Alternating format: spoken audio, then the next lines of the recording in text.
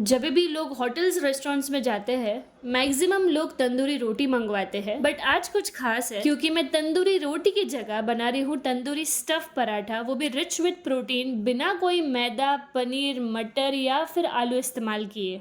और अगर आप मुझे जानते हो तो आप ये भी जानते हो कि मैं ओनियन गार्लिक रेसिपीज में वैसे भी यूज नहीं करती, तो फिर भी इतना मसालेदार, इतना चटक, गर्मा गर्म पराठा, वो भी super healthy and rich in protein आज मैं बनाने वाली हूँ। तो चलो जल्दी से मैं आपको बताती हूँ सबसे पहले मैंने क्या किया। सुबह में जो रोटियां बनाई थी उसमें से कुछ आटा बच गया था, तो मैंने लंच में यही वाला आटा यूज किया है। मतलब मैंने ना तो इसमें दही डाला है ना कोई बेकिंग पाउडर, बस नॉर्मल रोटी के आटे को मैं यहाँ पे इस्तेमाल कर रही हूँ पराठा बनाने के लिए। और कोई नॉर्मल पराठा नहीं, तंदूरी पराठा, बिना भट्टी या तंदूर के, हमारे नॉर्मल रोटी के तवे पे। तो यहाँ पे सबसे पहला इंग्रेडिएंट्स है 2 गाजर जो मैंने ले लिए है, कॉलीफ्लावर ले लिया है, और तीसरा है सोयाबीन जिसको मैंने थोड़ा सा बॉईल कर लिया है।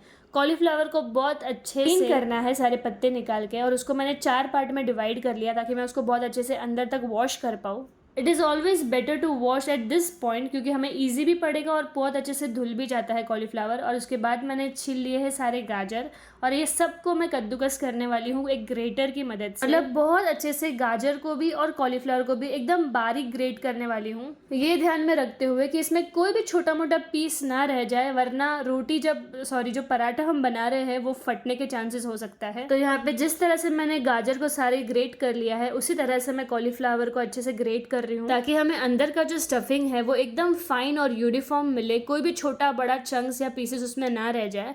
और जितने भी छोटे बड़े पीसेस मुझे आगे दिख रहे थे जो थालियों में गिरे हुए थे वो मैंने सारे उठा के साइड में कर लिए, बिकॉज ये मेरे पराठे को फाड़ सकते हैं, मतलब वो अच्छे से नहीं बनेगा फिर बेलते टाइम पे। तो मैंने सारे छोटे छोटे पीसेस जो थे वो साइड में गिरे हुए कॉलीफ्लावर के मैंने सारे निकाल लिए।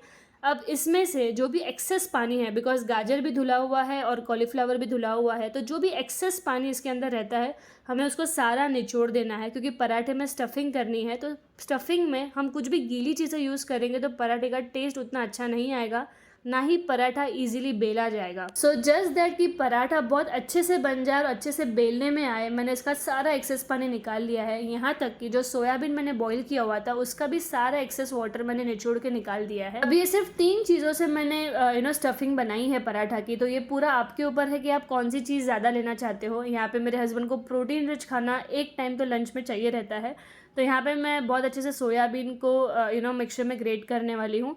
साथ ही साथ मैंने ले लिया है कॉलीफ्लावर और गाजर, जो दोनों भी हेल्दी चीज़ है, वेजिटेबल्स होने चाहिए खाने में। ये तीनों चीज़ मैं आज ऐड करने वाली हूँ। यहाँ पे सोया चंक्स जो है वो बहुत अच्छे से मैंने मिक्सचर ग्राइंड कर लिया है और मैंने एक साइड में निकाल के इसको रख दिया।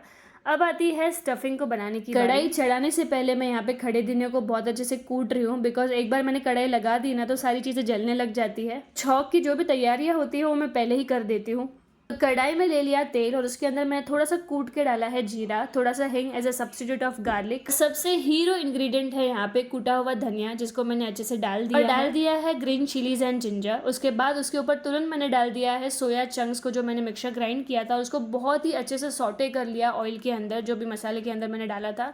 और फिर थोड़े 4 से 5 मिनट के बाद मैंने इसके अंदर डाला है जो भी कॉलीफ्लावर और कैरेट को मैंने अच्छे से कद्दूकस किया था। फिर उसमें डाले हैं सारे मसाले, जिससे हमारा जो स्टफिंग है वो सुपर से भी ऊपर होने वाला है, बिकॉज इसका टेस्ट, इसका कलर, इसका रिचनेस सारा मसालों के ऊपर डिपेंड करता है।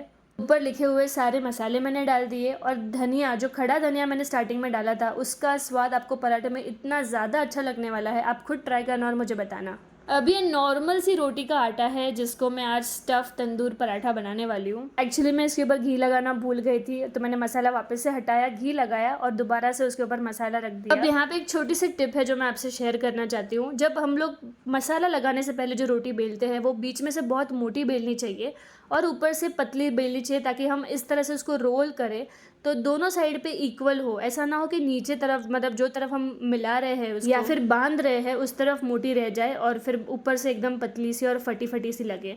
तो इस तरह से मैंने हल्के हल्के हाथों से पराठे को बहुत अच्छे से बेल लिया। बेलने के बाद मैंने उसके ऊपर लगा दिया है थोड़ा सा कोरिएंडर और कलौंजी सीड्स। अगर आपको स्टफ़ कुलचा बहुत पसंद है तो आपको ये वाला रेसिपी जो है वो बहुत काम का है। आप इस तरह से आपकी फेवरेट स्टफिंग डाल के इसको ज़रूर ट्राई करना। पराठे का पीछे का जो हिस्सा था उसके ऊपर मैंने थोड़ा थोड़ा हल्के हाथों से पानी लगा दिया और उस पानी लगाए वाले हिस्से को मैंने तवे के ऊपर डाल दिया, मतलब पानी का हिस्सा नीचे आएगा और जो कलौंजी वगैरह मैंने लगाई थी, जो ऊपर का हिस्सा था वो मैंने ऊपर ही रख दिया। जहाँ तक मैंने सुना है ये सब बनाने के टाइम पे आयरन का तवा ज़्यादा इस्तेमाल किया जाता है। कोशिश आयरन के तवे की ही होनी चाहिए ताकि दूसरे में रिजल्ट आए नहीं आए उसका कोई गारंटी नहीं है। तवे पे पराठा डालने के बाद 1 से 2 मिनट के बाद मैंने उसको पलटा था और बहुत अच्छे से सिकाई की थी उसके नीचे डायरेक्ट फ्लेम के ऊपर, और फिर उसको मैंने थोड़ा और सिकने के बाद अच्छे से पलट लिया और ये परफेक्ट रेस्टोरेंट जैसा ही लग रहा था, जैसे तंदूरी रोटी हम खा रहे हैं उसी तरह सा उसका लुक था। अब मैंने यहाँ पे थोड़ी हेल्दी स्टफिंग की है, आप अपने मनपसंद कोई भी स्टफिंग कर सकते हैं, चाहे पनीर की हो चाहे आलू की हो, और आप नॉर्मल रोटी के आटे से इस तरह से कुछ यूनिक बना सकते हैं